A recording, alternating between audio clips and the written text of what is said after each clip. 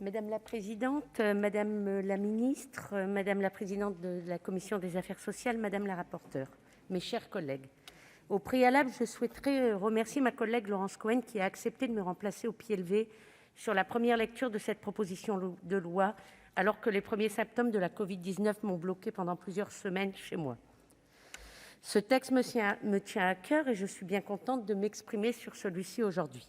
En effet, sur mon territoire particulièrement touché par la désindustrialisation, les acteurs de l'activité économique sont demandeurs de ce type d'expérimentation pour essayer d'agir sur les freins du retour à l'emploi. Je pense par exemple à un projet récent d'expérimentation mené sur la commune de Frévent dans le Pas-de-Calais. À ce titre, je me félicite que la commission mixte paritaire ait abouti à un accord pour étendre le dispositif Territoire zéro chômeur de longue durée, lancé en 2017 dans 10 territoires, à 50 nouveaux bassins. Cependant, ces propositions consensuelles ne doivent pas masquer les nombreux reculs qui ont conduit notre groupe en première lecture à s'abstenir sur ce texte, notamment sur les mesures d'insertion par l'activité économique qui ont été dénaturées par le gouvernement et la droite sénatoriale. Le gouvernement a ajouté dans ce texte le renforcement du contrôle des chômeurs par les agents de Pôle emploi avec l'instrument des carnets de bord.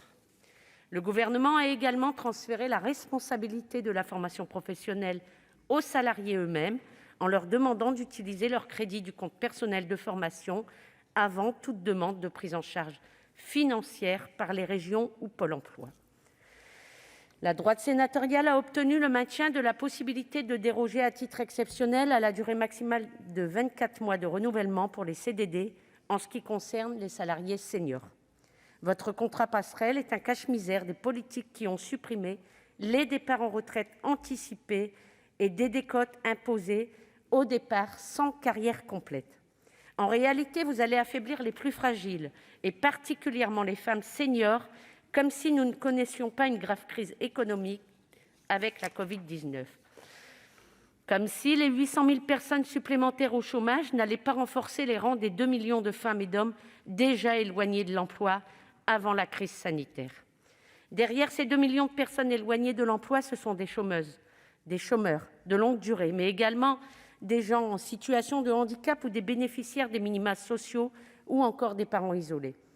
Alors, nous ne sommes pas dupes, l'expérimentation Territoire zéro chômage ne résoudra pas la crise sociale rencontrée dans nos territoires. Ces initiatives locales servent à redonner de l'espérance à celles et ceux qui ont le sentiment que les services publics ont abandonné, mais ces initiatives locales ne peuvent remplacer une politique publique de l'emploi au niveau national qui garantisse à chacun de pouvoir évoluer dans sa vie professionnelle selon ses aspirations, sans perte de revenus et sans jamais passer par la case chômage.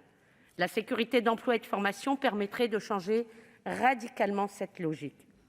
Dans le cadre d'un nouveau service public de l'emploi et de la formation, chaque personne ayant terminé sa scolarité pourrait alterner période de travail salarié et période de formation rémunérée à la faveur d'une réduction générale du temps de travail permise par les gains de productivité qu'apportent les nouvelles technologies.